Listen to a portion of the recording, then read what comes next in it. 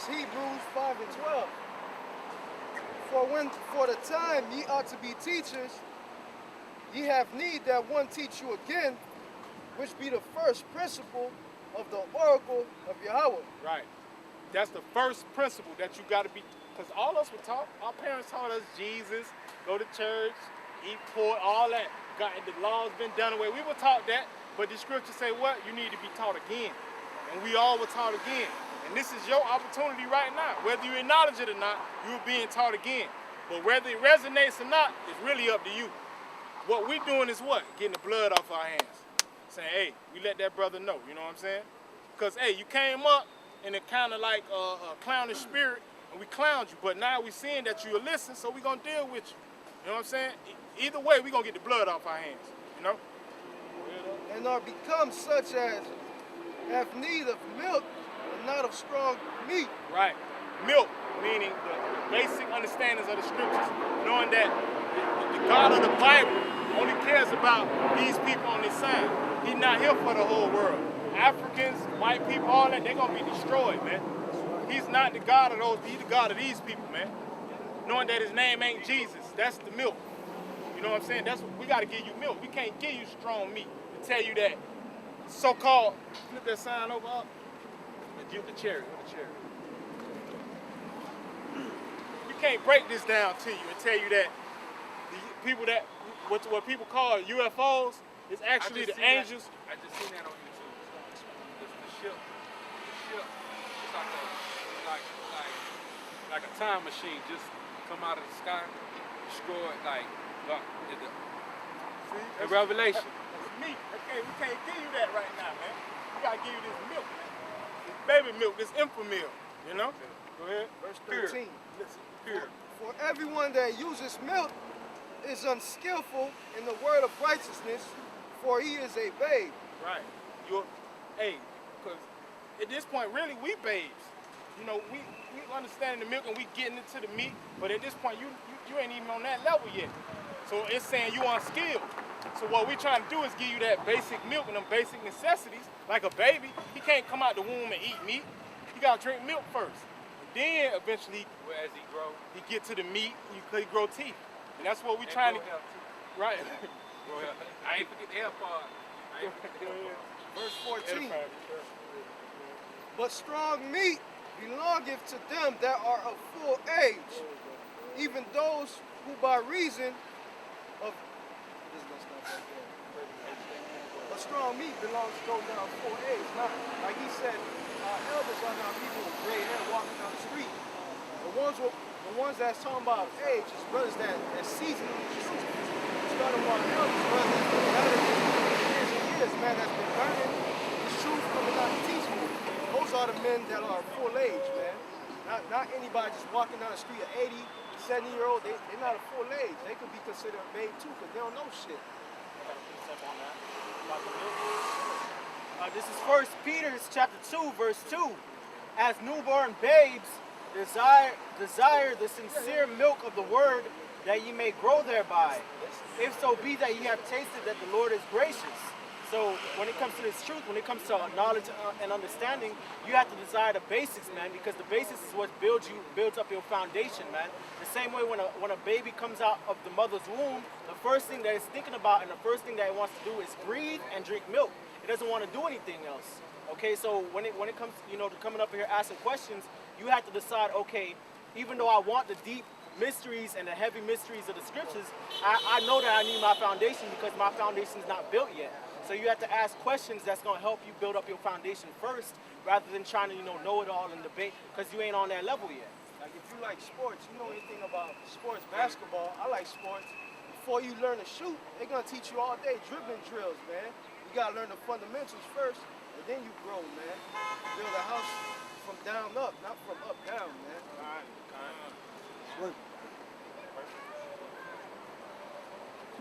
Simple, really, bro. It's simple. Just come up here. Hey, right now the Most High got us set up to be the teachers of this, so you be the student. You know what I'm saying? We're not saying we better than you or none of that. We just let us teach. Yeah, let us teach. Understand. Right. And know the word to know the difference. Right. Yeah, rightly dividing the word of truth. All right, bro. I remember now. This is an item. Yeah. Item. Throw Where it away, that? man. Throw it You away. might as well throw it away, bro. Trash can right there. Throw it away. Or go sell it to a white man. Go sell it to a white man or something. That's better. That's better. Hey, if he partner, I ain't Make mad some at money, him. man. If he partner. Hey, whatever you do, don't give it to Yeah, none of these yeah, people no, right no. here. Don't get to none of them. Get to a Chinese man, whoever you want. Just don't get to none of these people right here. Yeah.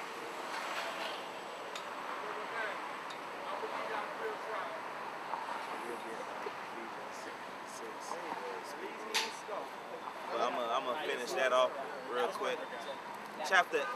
This is Acts chapter 8, verse 26. And the angel of the Lord spake unto Philip, saying, Arise and go toward the south unto the way that goeth down from Jerusalem unto Gaza, which is desert. And he arose and went, and behold, a man of Ethiopia, a eunuch of great authority under Candace, queen of the Ethiopians, who had the charge of all her treasure, and had come to Jerusalem for to worship.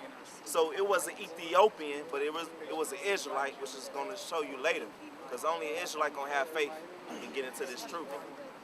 Verse 28, was returning and sitting in his chariot. So the Ethiopian, he was sitting in his chariot and read Isaiah the prophet. Then the Spirit said unto Philip, Go near and join thyself to this chariot. Philip was one of the deacons. Yeah, he was an evangelist. He was an evangelist, one of the 7 that was chosen by the apostles.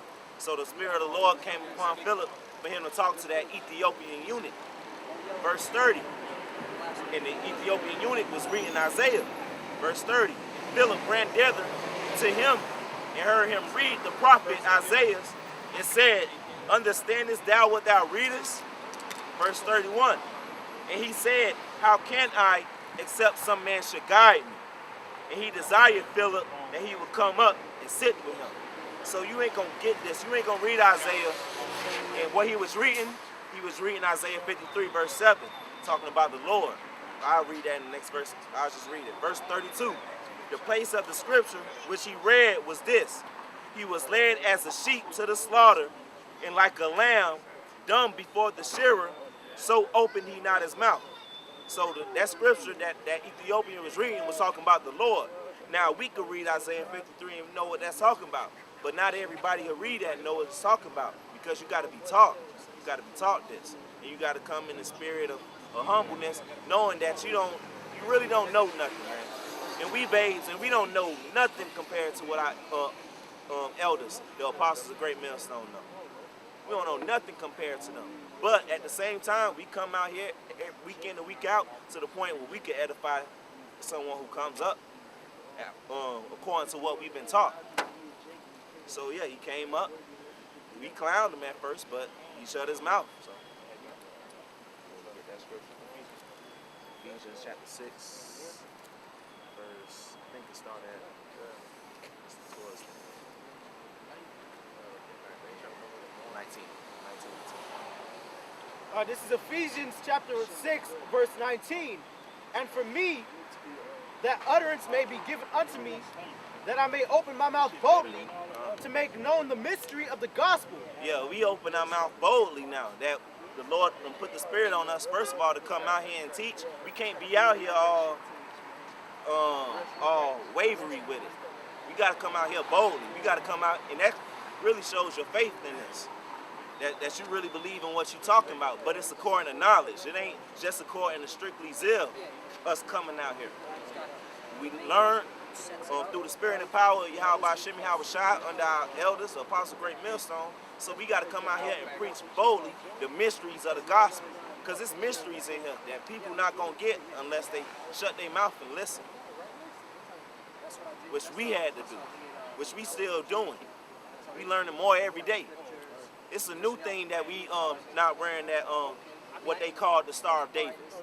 But when you get it, you learn it, you do better. You accept it. You still this truth steady growing. It's gonna keep growing until we get up out of here. But as we out here, this our job is come out here. If somebody comes with something that's wrong, we gotta correct that. Defend the gospel. For which I am an ambassador in bonds, that therein I may speak boldly as I ought to speak. Yeah, as we ought to speak. That's how we ought to speak. Because if we came out here not confident in what we talking about, that'll show that you ain't really got faith in what you're talking about. If somebody can come up here and they say some bullshit and you ain't really going and you ain't really correcting it, you got to come out here and speak boldly about this. Be assured that the Lord is coming to destroy this place. You got to know what we're talking about. You know what you're talking about, and then speak boldly as you ought to speak. Because this ain't for no weak men.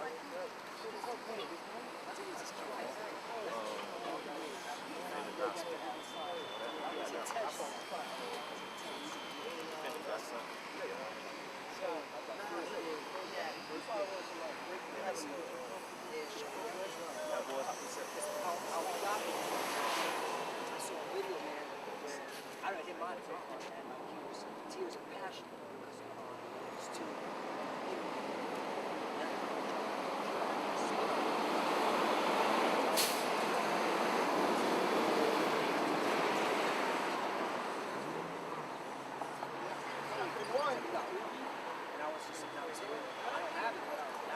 Verse 16. The one preached Yahushua for contention, not sincerely, supposing to add affliction to my bonds, but the other of love, knowing that I am sent for the defense of the gospel. Yeah, we sent for the defense of the gospel. We ain't coming up here for no vain glory to shit on everybody that walk by. They'll be like, oh, we got the truth and you don't. No, we coming up here to defend the gospel because we know that most of these people walking by, they believe in bullshit. And most of the people that's walking by is people of this nation. And they'll come up here talking some bullshit. So we defending the gospel. Somebody say some bullshit on YouTube, brothers gonna get on their ass. Whether they be a part of another Israelite camp or they be a part of some Kemetic shit. We gotta defend this gospel. And we gotta do it right. We gotta do it accurately. We gotta know what we talking about, according to knowledge. Verse 18, what then? Notwithstanding every way, whether in pretense or in truth, Yahushua is preached, and I therein do rejoice, yea, and will rejoice. For I know that this shall turn to my salvation through your prayer and the supply of the Spirit of Yahushua. Yeah, man, we all seeking that salvation. We ain't out here just for nothing. Yeah, we got that urge to come out here and come out here and preach the Lord's words, or prophesy of the Lord's coming, and at the same time, yeah, we want the reward that's coming with this also. Who wouldn't? But first thing is first. Do what the Lord tell you first, and then later on with the glory come. And it ain't grievous. You gotta learn, but you gotta learn first. You gotta get that milk. You can't get that meat before you get that milk. You gotta drink that milk. And then get to that meat. That's like you never worked out before. You go to the gym and you try to put 245 plates on each side and try to bench that. Nah, man, you gotta start off low. You might have to start off with just the bar and bench that. And then you work your way up. And then next thing you know, boom, you lifting the whole gym. Verse 20, according to my earnest expectation and my hope, that in nothing I shall be ashamed, but that with all boldness, as always, so now also Yahushua shall be magnified in my body, whether it be by life or by death. There goes that word boldness, bold again. In all boldness. Imagine if the apostles wasn't bold enough to come against all these people that's coming against this truth. Imagine if all the brothers in Great Millstone wasn't bold. The Lord didn't have, through the spirit and power of Yahweh Hashem Yahushua, of course. But you got to be bold out here for this to have effect. To condemn someone, you got to be bold in what you're talking about. People who come up and they say and mock, you got to be bold in what you're talking about, so that cloak will be off them. Because if you preaching, if you call yourself teaching someone and you wavering with it, and you ain't really sure of yourself, well, not sure of yourself, sure of this truth, Salat. If you ain't sure of this truth, you ain't gonna have no effect when you teaching this. You gotta be sure. fuck what everybody got to say. Motherfucker got the star, that so-called Star of David, that Star Molech around his neck. We gonna let him know that shit need to be thrown away. We ain't gonna tell him, you can keep it on, but just know, nah, that shit need to be thrown away or it'll get you killed. You keep eating pork, that shit gonna get you killed. In all boldness. Like we say all the time, if somebody is about to fall off a cliff, you're not gonna get them off that cliff by saying lightly, hey, can you please come back? No, you cuss their ass out and tell them to get their motherfucking ass off the edge. Before they fall and bust all they shit. You gotta, according to knowledge, with humbleness, yet with humbleness, speak boldly. That this is what it is. This is Wisdom of Solomon 5:1. Then shall the righteous man stand in great boldness before the face of such as had afflicted him and made no count of his labors. Khan, that's a beautiful scripture, man. And Lord willing, that's we part of that elect. That's for the elect. The Lord's elect gonna stand in boldness. Right now, this is bold, man. We out here, anybody could walk up, co-worker, boss. But we out here for Yahweh Shem Yahweh Shai. So when the shit start going down, when there's a famine, the Lord gonna have the spirit on us and we gonna shine, man. Lord willing, we part of that elect. We gonna be able to stand in even more boldness, in great boldness, in front of those who mock, who didn't believe, who think we just some bums.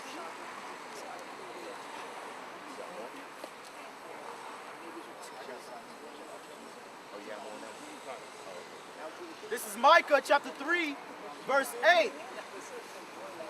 But truly, I am full of power by the Spirit of the Lord, and of judgment and of might, to declare unto Jacob his transgression, and to Israel his sin. This ain't of us. Man devises his way, but the Lord order our steps. We ain't choose ourselves to come out here. So really, this is spiritual power, like the apostles said before. Spiritual power is knowing these scriptures, man, and coming out here and be able to prophesy and preach. That's spiritual power right there. Later on, though, later on in the game, yeah, it's gonna be even more spiritual power. Lord, when we part of elect, it's gonna be knocking heads off and all that stuff. But again, first things first. Work hard and play hard later.